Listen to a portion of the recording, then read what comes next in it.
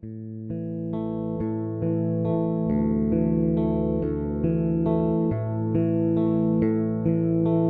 name's Laura Emery, and I'm the curator at the National Air Force Museum of Canada. And we're here in our new Avro Arrow exhibit, Pursuing Perfection, the RCAF and the Avro Arrow. That's part of the Arrow Trail. The Avro Arrow was the first and last supersonic interceptor to be designed and manufactured in Canada. It was intended to be designated as the CF-105 for service with the Royal Canadian Air Force. It was manufactured in Malton, Ontario, which today is Mississauga, and it had a lot of advanced technology for its time and could reach speeds twice the speed of sound.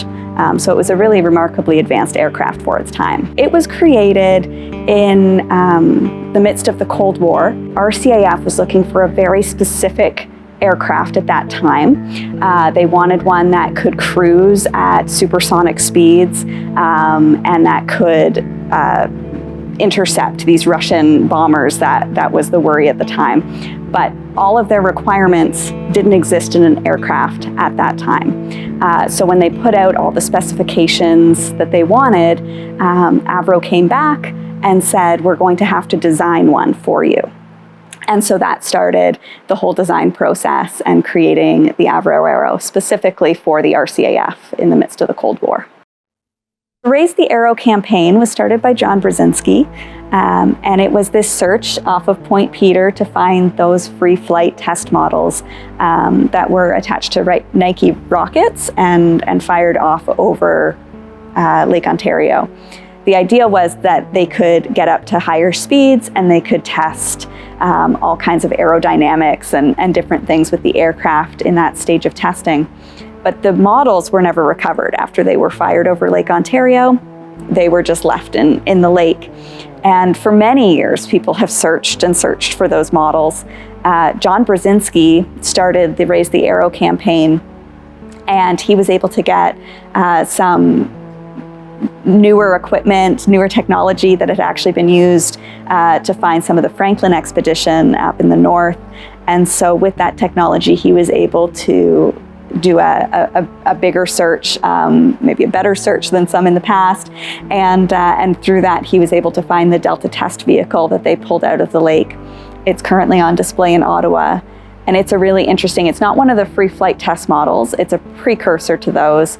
But he's the first one that was actually able to pull out a test model out of the lake and help us explore that history and have it on display for Canadians to see. We have some really special artifacts here in our exhibit today.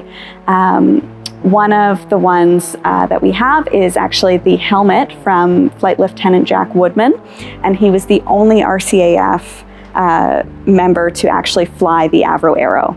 So he was one of the test pilots in the program, and he flew it a total of 6 times, 3 different Avro Arrows. And so that's really special that we actually have his helmet and are able to talk about his story as the sole RCAF pilot. We actually have a few pieces in our collection and other exhibits that are connected to this history. So we do have a CF-100 Canuck in our collection, which is the fighter that was being replaced by the Avro Arrow. So that's outside in our air park, and that's a fun connection to make, that aircraft wasn't in service for very long before the RCAF decided they needed something faster to replace it. We also have a Velvet Glove in our collection, which is an air-to-air missile. It's in our timeline of 1945 to 2000 that has just opened in our museum, and it was a missile that was being designed first for the CF-100 Canuck. And then, of course, when the Arrow came in, the initial thought was to use this missile with the Avro Arrow. Unfortunately, the program for the Velvet Glove also got canceled, largely because they didn't feel that the missile could operate properly at the supersonic speeds that the Arrow was going to be reaching. But it has that fun connection where it was at one time intended to be used with the Arrow. One of the featured parts in our exhibit here is we have a scale model of the Avro Arrow, and behind it we have a picture of the unveiling of the Avro Arrow at the Avro plant in Malton. It's a really iconic photo of that unveiling as they pulled the aircraft out of the hangar, surrounded by crowds and press, and we've blown it up really huge, put it on our windows, and it's a really fun visual, but also just looking, you get to see in depth a bit more what's happening in the picture and the people. I didn't realize for the longest time there's a band over at the one side, and so it's a really interesting look at that unveiling that so many people attended and have probably seen many photos from it. We have in our exhibit as well a model kit that would have been built of the Avro Arrow. It came out in 1964, so it's a really interesting piece that shows you the pop culture that the Avro Arrow kind of created around it. Even after its cancellation in the 60s, they were already building models and creating merchandise that Canadians could purchase themselves. So you can see how early that deep interest in the Avro Arrow really started. Avro Arrow, it really captured the public's attention. I think it was so advanced technologically, it was so uniquely Canadian, and it had such a distinctive shape as well. The imagery around it is really futuristic and modern, and it just really captured the nation's attention. And then of course, when it was canceled so abruptly, that really led to even, I think, just furthering that lure, that speculation. And so it's really continued to live on in Canadian consciousness as part of our Canadian identity. It's something that's represented in pop culture. We have, models that were made, posters and paintings and all kinds of things that Canadians, even still to this day, they may not know anything about an airplane, but they know about the Avro Arrow. Certainly developing something like this that was so advanced, that had to be developed completely from scratch with all this new technology, that was a really unique experience for Canada at that time. And still, it's the only supersonic interceptor that was ever designed in Canada. And so I think that also led to pride in the aircraft itself. And of course, after the cancellation, we saw a lot of those Canadian experts and engineers went to the US and actually played a big role in the space program. So we actually lost a lot of that expertise after the cancellation of the program. We absolutely see that people are still interested in the Avro Arrow today. We have people coming in asking all the time if we have something about the Avro Arrow, if we talk about it in our exhibits. And so having this Avro Arrow exhibit and the connection to the Arrow Trail, I think, has been a really important part of what we do here. History of the Avro Arrow, of course, it was requested by the RCAF. It was designed and manufactured to eventually be with the RCAF. It was given a designation as the CF-105, but it was still in the testing phases when it was canceled, so it was never taken on strength, which means it was never officially added to the RCAF's inventory of aircraft. So in that sense, it was never officially an RCAF aircraft. And so that makes it a bit of a harder story for us to tell because, of course, there were so many thousands of aircraft that were officially RCAF aircraft. But I think, especially looking at the story of how it was developed and why it was developed, and that was all driven by the RCAF, that it is still a very RCAF-based story. In this region, we have some very interesting connections to the Avro Arrow. Of course, there's the testing that was done by CARD at Point Peter with the free flight test models. We actually have in our exhibit a Nike rocket fin that was used in part of that testing. And that's a really unique connection to the Avro Arrow and has been kind of part of the lure and the speculation of the Avro Arrow for many years, because people have been searching for those free flight test models for quite some time. And so that's a really unique connection that this area has. We are also here at CFB Trenton. We are the only location that the Avro Arrow actually landed outside of Malton, Ontario. So that's a kind of fun connection as well that we have to it. For me as a curator, it's always really exciting when the public is interested in history and when there's something that can catch their attention and get them excited about it. That is the dream for us as curators. So to be able to create an exhibit that I know will appeal to people and answer some of their questions and let them explore a little deeper into this history, that's always the goal, and really exciting when I can make that happen.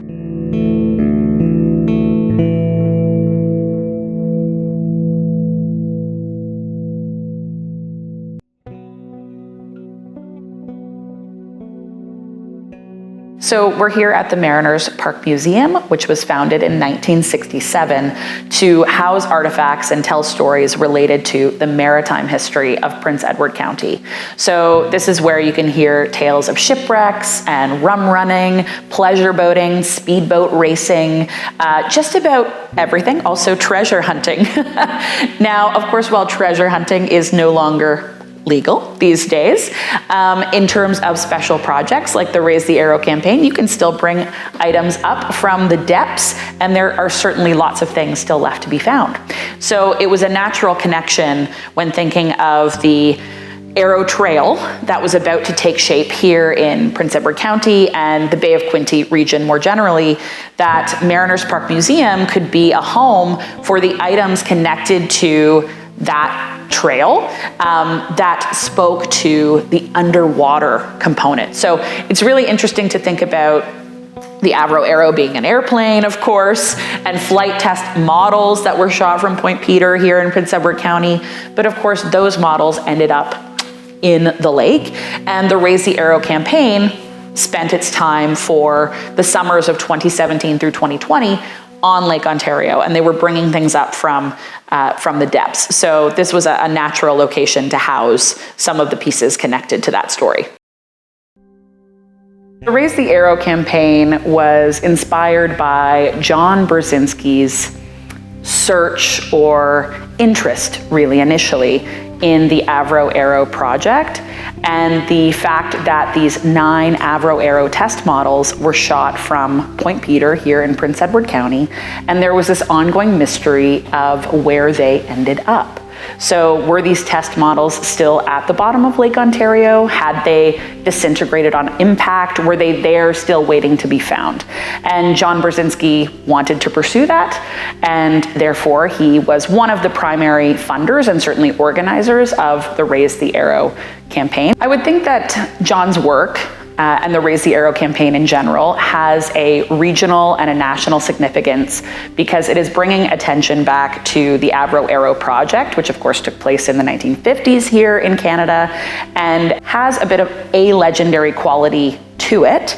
But of course, in today's society, people of my generation or younger may have some passing knowledge of the Avro Arrow, but really its significance as a project that brought Canada's science and technology sector to the international stage, that significance has been lost with younger generations. So trying to bring attention to that again, I think the Raise the Arrow campaign has succeeded. The Avro Arrow test models, which were 1/8 in size, were launched from the CARD facility located at Point Peter in the southwestern quadrant of Prince Edward County. And that facility had been doing armament and other missile tests for a number of years prior to the launch of the Avro Arrow models. So Raise the Arrow, that campaign, they focused their search in a 100-kilometer square radius, sort of off from the Point Peter location. So the model behind me is actually the same dimensions, at least length and width, of those Avro Arrow test models launched from Point Peter. This model was actually lowered to the bottom of Lake Ontario by the Raise the Arrow campaign and was used to calibrate the Thunderfish Alpha, which was the submarine vehicle that was actually scanning the lake bed for objects that may be connected to the Avro Arrow project, and in particular, these 1/8 scale Avro Arrow test models that the Raise the Arrow campaign was looking for. So by running this model along the base of the lake, the Thunderfish Alpha was able to ping off of it and understand exactly what it was looking for going forward in the search. Unfortunately, there's not a lot of tangible evidence of the Avro Arrow test model launches here in the county.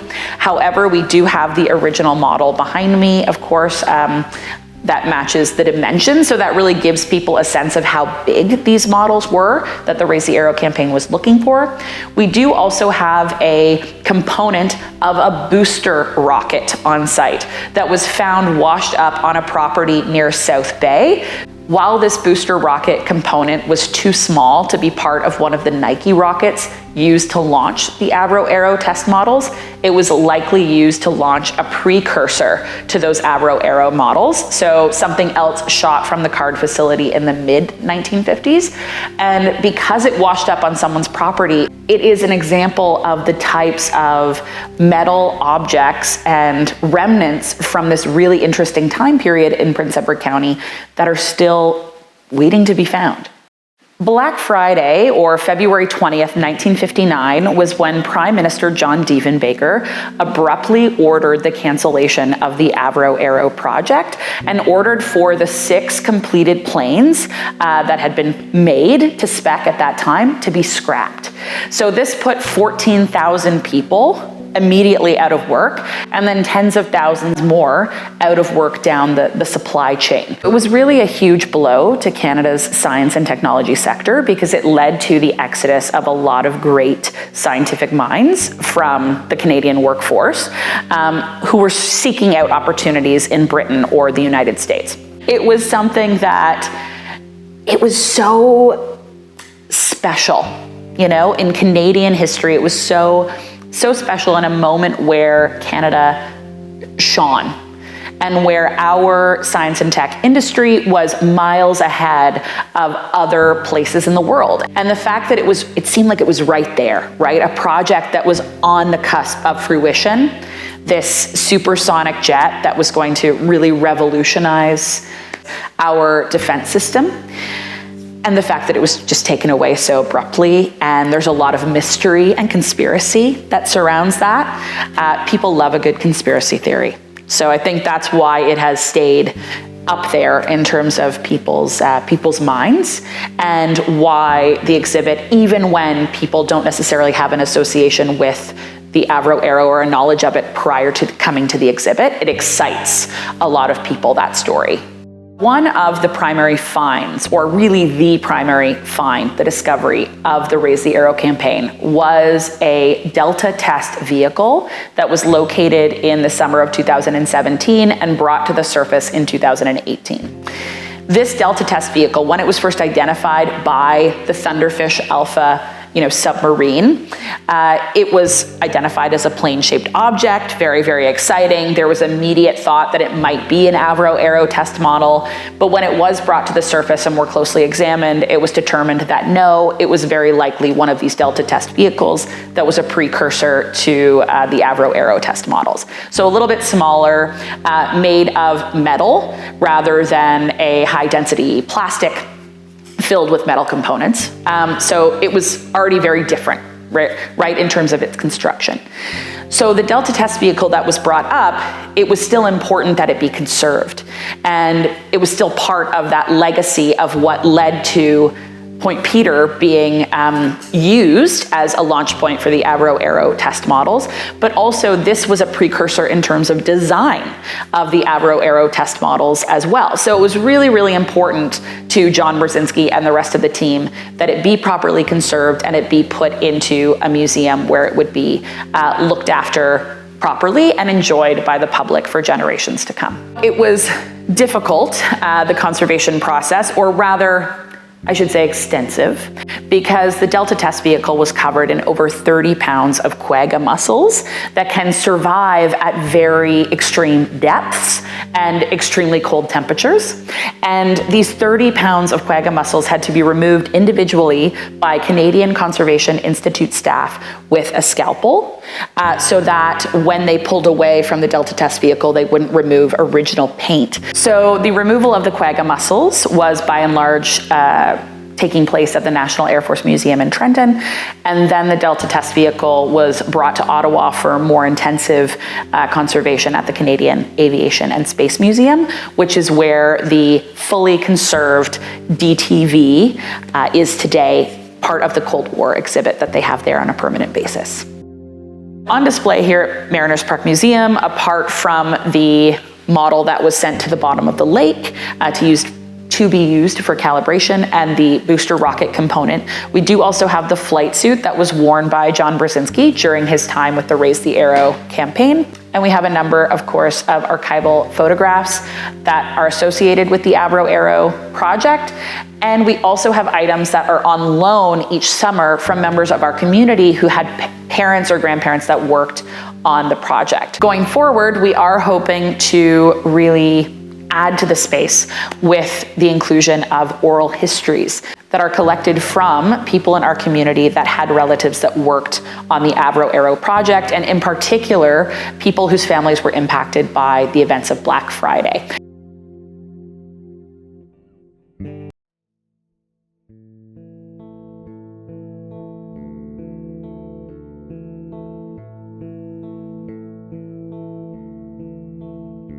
And it was the tail end of the search for the Franklin expedition ships. It was all over the news. And I was sitting around with a friend of mine one evening, and we were just discussing, I guess, the progress of the search and the success that they'd had in finding those ships.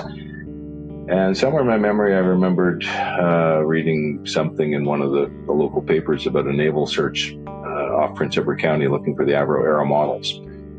And it kind of got me thinking as to whether they'd found them or not. And did a little bit of research and realized that they hadn't. And then I did a little bit more research and realized there'd been a number of searches over sort of 10 or 15 years by about a half a dozen different groups looking for these lost models. And it intrigued me that they hadn't been found. I mean, it's my business is exploration. I work for a big mining company. What intrigued me about the models having not been found is that it seemed like it should have been a fairly simple task. I mean, these were fired from a known point into a lake. There would have been a finite distance they went, and they fell on a planar surface. So, how hard can it be to find something on the bottom of the lake? And long story short, my interest was piqued to the point where I went and applied for a license to search for them from the provincial government. And to my great surprise, they actually gave me the license. So at that point, I realized, well, I guess we better go look for these things. My initial thoughts about doing the program were to start near where they were launched and then just head out into the lake, down what we understood was the firing line trajectory. And we assumed that we would find the models eventually somewhere along that trajectory line, maybe a little bit further out in the lake, maybe a little bit to one side, maybe to the other. There were about 10 models that were fired out there, 9 precisely.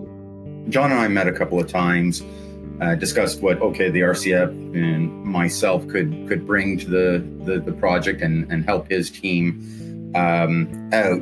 And it didn't take long before I got the sense that this was eerily close to the Franklin expedition and the discovery of the Erebus and Terror. So John really did provide a national treasure to this nation. We figured out arcs of parameters on, they wouldn't have gone much further than this side of the arc or this side towards shore.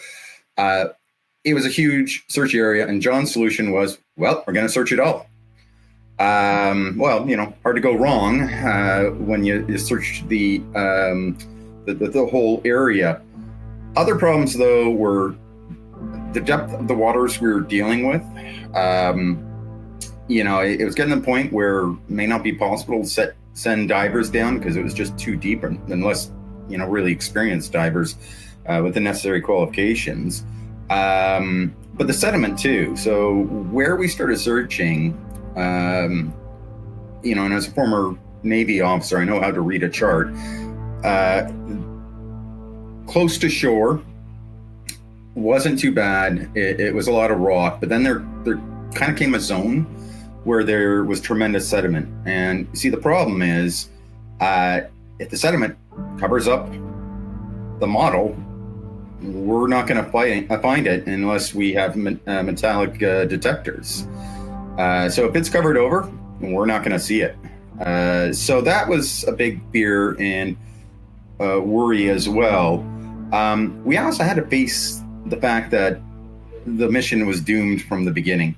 And simply because, look, these models, were set off on a Nike booster, and point was to get them up to a certain speed.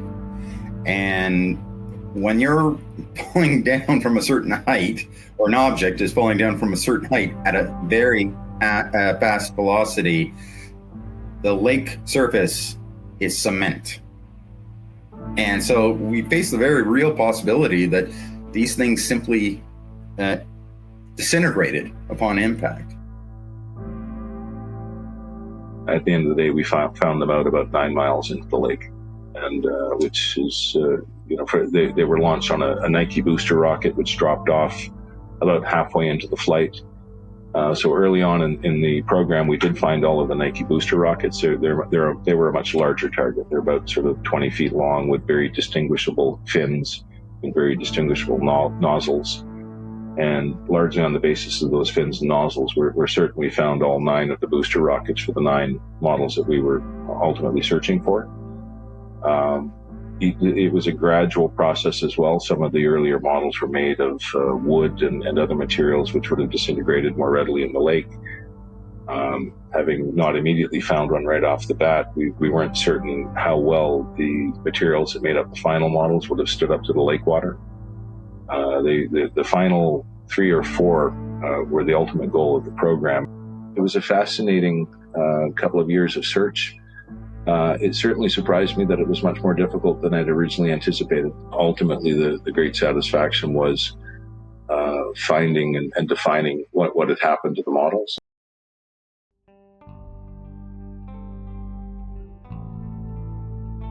We are here in Macaulay House, which was constructed in 1830 for William Macaulay. He was the first Anglican minister in this area, but really in Prince Edward County and Picton specifically. Reverend Macaulay moved into Macaulay House with his first wife, Anne, and they were happily married from 1829 to 1849. But the house as it is today really represents the era of the 1850s and 60s, which was when Reverend Macaulay's first wife, Anne, had passed away, and he remarried to a woman named Charlotte Levescant. Charlotte Levescant was the daughter of a local merchant. She came from quite a wealthy family. Her family lived in Seymour Township, which is now part of Northumberland County, but she was originally born in Britain. She and her family immigrated to Upper Canada in the 1830s, although a couple of her brothers did stay behind in Britain.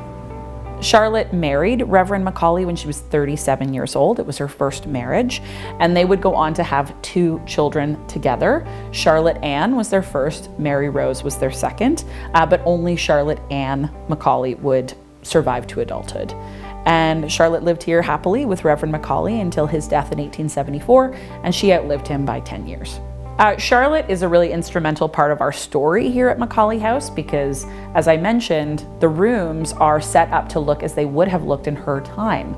And that is because she came from this wealthy family and was able to bring a large dowry with her to her match to Reverend Macaulay. And so she was able to make a lot of really important changes to the house that are still here today, like adding marble fireplaces, lovely ceiling medallions around the light fixtures. She extended the house considerably by adding a summer kitchen and a carriage house. She also changed the dimensions of the dining room to make it larger so she could host grand dinner parties. So the Franklin expedition was a quest for the Northwest Passage that was instigated by Sir John Franklin, Captain John Franklin, in the early 1840s. And this was during a time of great Arctic and not quite Antarctic yet, but Arctic exploration, this quest for the passage from the Atlantic to the Pacific via the Canadian Arctic. And Captain John Franklin, he led an expedition of 2 ships, the HMS Terror and the HMS Erebus, and there were 129 men on that expedition that left from Britain in 1845 and then later were stranded in the Canadian Arctic around 1848, and none of those men survived the expedition. So it definitely has a legendary quality, of course, to the story, a lot of mystery about what happened to these 129 men. There are lots of theories, of course, and some have been proven true or untrue. But the, I guess, greatest part of that legacy today that we're concerned about here at Macaulay House was the discovery of those two ships. So Charlotte Le Vescant, I mentioned that her family had come from Britain and that two brothers had been left behind. That was because these brothers were already employed by the Royal Navy. Her older brother, Henry Thomas Dundas Le Vescant, he went on to be a lieutenant on the HMS Erebus and was one of Captain John Franklin's closest confidants and one of the top members of that expedition in terms of seniority. So he is our connection, Macaulay House's connection to the Franklin expedition. And we're very excited that in past years, we have had Parks Canada staff come and speak to visitors here about artifacts that they are bringing up from the Franklin expedition ships every September, because there's a very limited diving window for Parks Canada staff to go down to these wrecks. But just like the Raise the Arrow campaign, for example, these staff are trying to collect artifacts from those two ships so that they can learn more about this incredible Canadian mystery. The HMS Terror and the HMS Erebus were discovered in 2014 and 2016 by Parks Canada staff based on really Inuit testimony that had been ignored for well over 150 years. So this was what led to the discovery of these ships off of the coast of King William Island in the Canadian Arctic. At Macaulay Heritage Park, we of course have Macaulay House, which is very much a time capsule of that era of Reverend Macaulay and Charlotte Le Vescant's marriage. So you can go through and explore what a home at that time of an upper middle class family would have looked like in the mid-Victorian period. For example, we have 8 fireplaces in Macaulay House. So you can imagine it is quite a grand space to explore and engage with. And we still use our historic fireplace. For example, the hearth is a wonderful tool, really, a learning tool and an opportunity for us to cook and engage with guests and to create lots of delicious scents in the space as well. We have a former church, of course, the Anglican church that Reverend Macaulay had established here in the 1820s. It was known as St. Mary Magdalene, and it operated on the site here until the 19-teens, give or take. So it's now a museum space where we interpret the Indigenous history of Prince Edward County. We have an incredible exhibit called A Path Forward that lives there, and that is going to be really transforming that space for the years to come.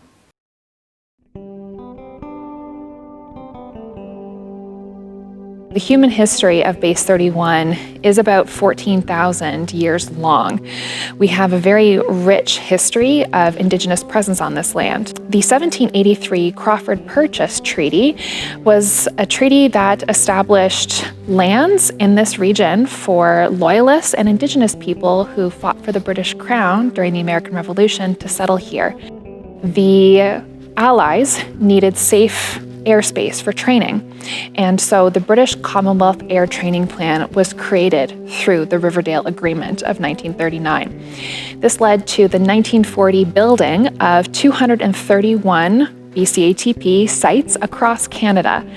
And this site, now known as Base 31, became number 31 Bombing and Gunnery School. Following the end of the BCATP and the end of World War II, this site was number 5 Reserve Maintenance Unit of the RCAF, essentially a place for them to store equipment that wasn't needed after World War II. Following this time, we have a 14-year period up until 1960, where the Royal Canadian School of Artillery anti-aircraft was stationed here.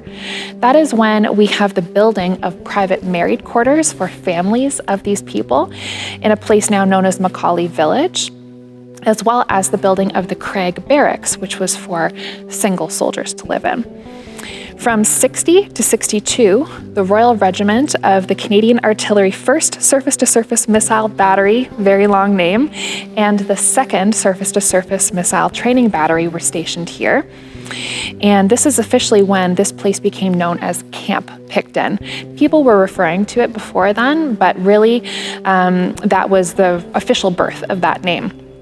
From 1962 to 1969, there was a transition to the Royal Canadian Guards 1st Battalion. The Craig Barracks from 1971 to 99 turned into Prince Edward Heights, which was an institution for developmentally and intellectually disabled people run by the relevant provincial ministry. In 1999, the H.J. McFarland Company sold this place to Vivian Scott, who was a World War II veteran and who trained at a BCATP site just like this one in Manitoba. He also purchased the name rights, and he and his family ran the site, continued it as Lochsloy Business Park and Airport all the way up until 2021. In 21, PEC Partners Incorporated purchased the site, and in 2022 renamed it and opened it as Base 31, a cultural destination. The Raise the Arrow campaign, I think, was so exciting and meaningful for people here because, in a way, it brought some closure. There had been many people who had conspiracy theories or had read some myths about the launch that happened, or rather launches that happened at Point Peter. And by founding that Delta test vehicle from 1954, that was some really solid proof when really what we had before were just rumors and maybe a handful of photographs. So that closure is very important. It also reinvigorated interest, which is so important. It allowed locals to work with national teams, for example, from the Canadian Conservation Institute, which is part of Canadian Heritage, people from the Royal Canadian Air Force, the Canadian Navy, and it was actually Canadian technology from Newfoundland that found the DTV. So really, it allowed a wonderful bridge to be made between the locality and the national effort to learn more about the Avro Arrow story. With the Avro Arrow program, of course, a program like this needs a lot of testing, and there were 11 test models eventually produced in order to prepare for the development of this aircraft. Those 11 Avro CF-105 models were brought to Prince Edward County for some of that testing. They were housed here at the base under the security of the Royal Canadian School of Artillery Anti-Aircraft and the Royal Canadian Air Force. They were about 9.5 feet in size, 1/8 scale of the full aircraft. They were probably stored in one of our 6 World War II aircraft hangars, and we're actually in hangar number 1 right now. When the testing occurred, the test models were convoyed to Point Peter by members of the base, and actually some of them were able to stay and witness the test launches, becoming a part of national history here locally. When we speak about the history of the Avro Arrow on site, we highlight the participation of those people and the ways in which we provided a safe place for those test models as all the preparations were done for them to be launched. The other Avro plane that flew out of number 31 Bombing and Gunnery School was the Avro Anson. So Avro Ansons were British made. In 1936, they were relatively obsolete. Yet, the BCATP used them as a primary trainer for pilots, navigators, and gunners. Well, we were number 31 Bombing and Gunnery School, and so we heavily used these. Over 2,800 were built in Canada in the early 1940s for the British Commonwealth Air Training Plan, and they were built at Victory Aircraft in Malton, which also built Lancaster bombers and later became Avro Canada. Ansons could fly up to 19,000 feet and reach speeds of over 300 kilometers per hour. So very helpful for simulating what it would be like to be in a real fighter or a real bomber for people training here. By the end of 1942, they topped the number of trainer aircraft that were here. And by early 43, we had over 100 aircraft at number 31 Bombing and Gunnery School. So I would assume that probably over a third were Avro Ansons.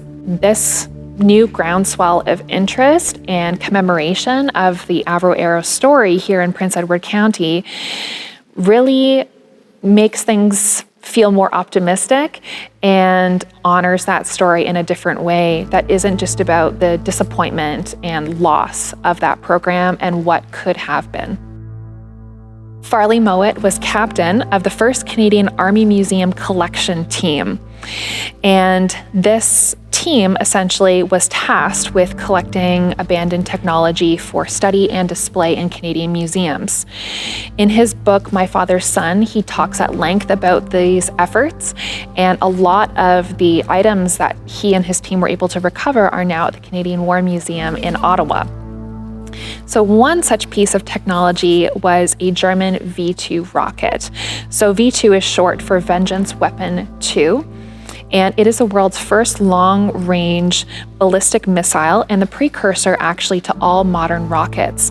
The first photo from space was actually taken by a V2 rocket in 1946. 6,000 of these rockets were built, and half were fired onto Allied targets during the latter part of World War II. It was the most advanced weapon of its day, really. Now, there was such a competition to get these V2 rockets, and there was such advanced technology contained within them. Mowat was actually essentially told that he wasn't allowed to collect a V2 rocket due to this competition. However, he was a very stubborn man. So he saw a convoy of V2 rockets on a train that were being guarded by the British. The story goes, and I don't know if this is true, he and his team were able to get a number of these guards inebriated. And while they were distracted, enjoying themselves, his team was able to roll the V2 rocket off of the train onto a trailer that then took it to Holland to a Canadian ship that was waiting to go off to Montreal. Now, Mowat knew that if anyone saw this, he would get in really big trouble. So they disguised the V2 rocket by painting it blue and adding a periscope to make it look like a German mini sub, which was apparently okay to collect. Well, it was loaded, disguised onto the boat successfully, went to Montreal, unloaded, and the Canadian Armament Research and Development Establishment, or CARD, was able to dismantle and study it in Valcartier, Quebec. So after CARD studied it, it was put back together, repainted to its original World War II colors of black and white, and it was taken to the Canadian National Exhibition for display in Toronto in 1950. And there are many photographs of it there. This is where things start to get a little bit fuzzy. There's a period of time when we don't know where the V2 rocket ended up. So the trail goes dry at that point. However, really interestingly, I got my hands on a history of the Prince Edward Flying Club, which was written and published in 2003 by Murray Clapp, who is a local member of PEFC. And he actually writes in plain language that the V2 rocket, at some point after that photograph was taken, and before CFB Picton was closed in 1969, he writes that it was unceremoniously put into the dump and backfilled, and its cart was spirited away over the fence by people who were just looking for things to take that were useful. So there are only 20 of those 6,000 V2 rockets left in the world, and so it would be quite the Canadian story and quite a testament to the legacy of Farley Mowat if it was indeed found here in the old landfill at Base 31. The main item, or the main artifact rather, behind me is the major highlight of what people will expect to see when they come here to Base 31 and the Base 31 Museum. So we're really proud to have a 1/6 scale, so slightly larger model of those free flight test models of the Avro RL-201 arrow, which was the first of the 5 Avro arrows that actually ended up flying before the program was canceled. It is on long-term loan from John Brzezinski himself, who was the project leader of the Raise the Arrow campaign. Lancaster bomber KB-882 is one of 17 Lancaster bombers left of the 7,377 that were built during the World War II effort. This aircraft is one of 430 that were actually built here in Canada at Victory Aircraft, which became later Avro Canada, which built Avro Arrows. It was built between November and December of 1944. Then it was flown over to England. It was brought back to Canada actually after hostilities with Germany ended because it was meant to serve in Tiger Force, Canada's effort in the Pacific against Japan. However, as we know, the Americans dropped the atomic bombs on Japan and the war with Japan ended before KB-882 could be essentially redeployed. It went into storage for a number of years at Fort Macleod, Alberta, before the Canadian government brought it and remaining Lancasters out. It was reconfigured to photography and aerial reconnaissance, and it was essentially then used to help map and photograph the Arctic during the Cold War period. It collected over 1,000 flying hours, and flights were to Alaska, to Greenland, and at one point it even went over to Egypt to accompany another larger aircraft, and it at one point went down to the Caribbean. So this aircraft had a very long life after its time in World War II. So there's a really beautiful echo of history with this particular aircraft, especially as it is Canadian made and was flown by many Canadians both during the World War II and Cold War eras. So this aircraft will be here until at least the end of 2029, which is when it will go back and hopefully be able to be on display alongside the Halifax bomber that the National Air Force Museum of Canada has. We are the last BCATP site standing to this extent in all of Canada, and we're trying to save as many buildings as we can and turn them into things that people can still use today. So for example, the Sergeant's Mess Hall is now an indoor music and theater performance venue. The Drill Hall is now our largest indoor performance venue that can host up to and over 1,500 people for really big music performances, especially during the high season. We also have food and beverage options at site. The commissary, which is built on the site of the former Sergeant's Barracks, is where people can eat local food prepared by local chefs. And then, of course, we have public art throughout the site and many different tenants who have businesses here. So for example, there is an auto body business. There are galleries here. There are people who operate many different things and offer different services to the public.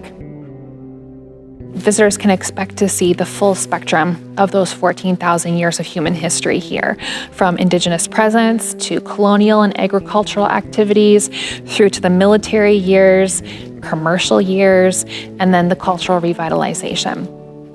There are so many layers to what has happened here, and we felt that this idea of a site of conscience would most appropriately honor and uplift those stories for people to be able to benefit from learning about them, for, of course, appreciation of the past, but also thinking about their impact on the future. In my mind, it's already an open-air museum for people. It is so exciting to think about the possibilities, not just for the proper museum, but for visitor experiences throughout the entire site.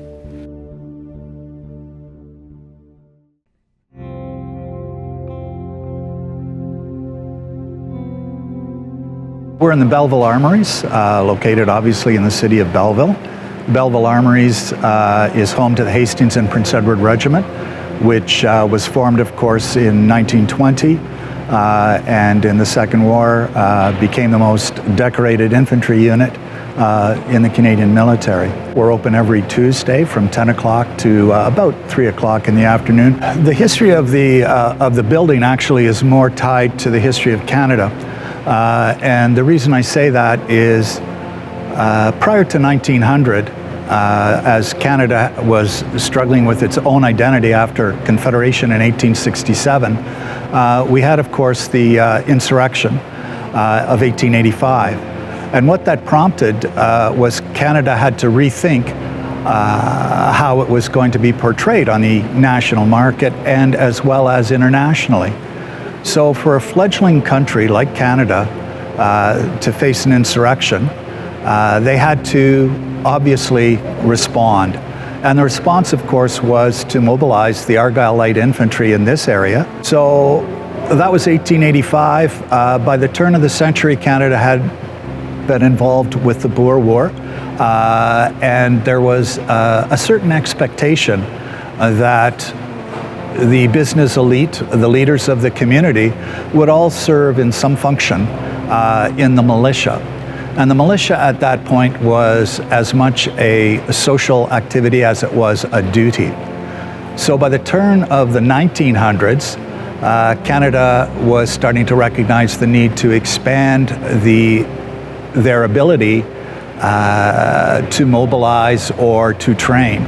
And with that came a flurry of building armories right across the country from coast to coast. So around 1909, this activity began. I believe there was 32 or 33 armories constructed, of which more than 20 of them are still in use today. This armory has its history kind of tied in to the emergence of our own country. The Hastings and Prince Edward Regiment are a combination of the Prince Edward Regiment and the Hastings Regiment. So these two regiments in post-First World War were part of a reorganization of what's called the ORBAT, the Order of Battle. And what was determined is that if we could combine some of the units and better utilize the resources. So in March of 1920, the Hastings and Prince Edward Regiment was formed. We adopted paratus, which is the Latin phrase for ready. Keeping in mind, gentlemen officers of the day were expected to know a few things. One, a phrase in Latin, a little bit of the Bible, and of course, Shakespeare would always get most young gentlemen out of most social issues. The Avro Arrow, we know, was the most advanced fighter at the time. It was forward designed to include pod weapon systems that wouldn't show up until decades later. Its high altitude feats were legendary. So although the Arrow living in legend, I think what it did is it pointed to the fact that Canadian aviation engineers were up to the standard. The Arrow Trail is a genius idea because the Arrow is kind of the thread that ties together all the different museums within this area. I would think we would be anchored on one end in Belleville, and as we go through the counties, we pick up the other museums, and then the other end of the anchor, of course, would be the RCAF Museum, which is a national museum. So the Arrow Trail, the very idea, and playing on the fact that we still have the scale models being researched and still searched for. The idea that it's still out there, that legend kind of, it breathes a little bit more life into it. At the same time, it's an excellent vehicle to let the people in the area know that there are other resources in the area, such as the Hasty P Museum, such as the Air Force Museum, such as. What we have directly behind me is actually owned by one of our warrant officers. This is a Second World War water truck. So these vehicles were essential. The logistics tail is essential to moving the fighting force forward. On the far side of this is the last production year, 1970, that Canada produced military Jeeps. That particular one is called an M38A1 is its designation. What makes that one even more unique is it's mounting a 106 millimeter recoilless rifle. That particular weapon is anti-tank, and it weighs 485 pounds empty. It's designed as a crew-served weapon, so basically 3 men will bring it into action. George Wright is a unique local individual. George was a Hasty P and was selected in training to go with the 1st Special Services Force. 1SSF, most people would refer to it as the Devil's Brigade. George was one of the early volunteers and survived the war. The Devil's Brigade, of course, a very deadly fighting force, but they expected up to 60% casualties, which no other unit would accept. They were ultimately disbanded before the end of the war, mostly because the European theater did not lend itself to what Montgomery and some of the senior generals decided would not lend itself to that type of warfare. As a member of the Devil's Brigade, he had a special fighting knife that only the Devil's Brigade was issued, called a V42 Stiletto. The V42 Stiletto was a combination of the Silks-Fairbairn commando knife. The American colonel in charge of the Devil's Brigade went to Europe to study commando tactics by the British and was somewhat aghast that the Silks-Fairbairn was designed not so much as a fighting knife, but also could be thrown. That absolutely shocked the American colonel, who said any member of his unit that would throw away a serviceable weapon, he'd shoot himself. So the weapon has the Silks-Fairbairn blade, but it has a bulky, heavy hilt and haft to it, and it's designed so that you can't throw it very well. It's got a pommel on it designed to immobilize people. Farley Mowat was the intelligence officer. Farley Mowat was also a platoon commander. Farley actually was one of the young officers that scaled the heights of Osoro on the initial assault and fought his way through the battle at Osoro. Farley at that point was a seasoned veteran of warfare.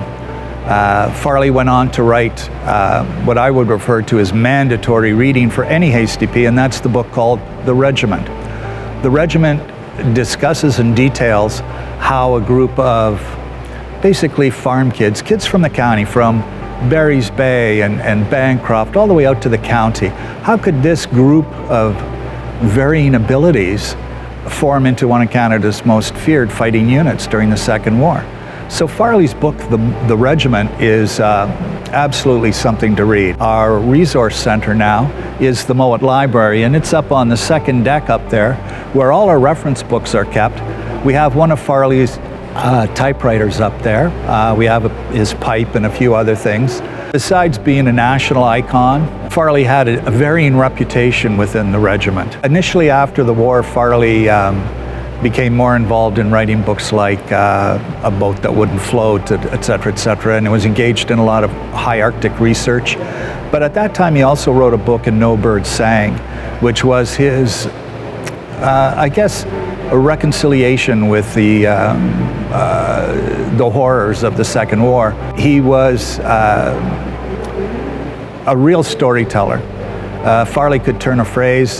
He could make you feel very comfortable in your own skin. But he also had perception that was rather unique. Farley was a very interesting man, and of course, his history as a veteran goes without saying. If we don't study our own history, if we don't appreciate our own backyard, then we'll be duped fairly easily.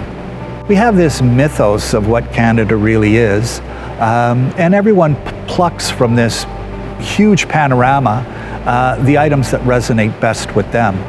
If you look at the historical end of it, there are people, for example, that are interested exclusively in things automotive. They might be interested in military automotive, or they might be interested in classic cars. Likewise with aircraft, likewise with art. The whole idea of museums and touching into that psyche of Canada is to remind us that although we're a relatively new country, and not just from 1867, we're still the new world. And until we can come to terms with the newness of what we've done and how we stumbled and actually failed in many aspects of our growth, now is a time for reflection. And I think museums is that touchstone where people can come in and get, I'm hoping, an unbiased perspective of our history.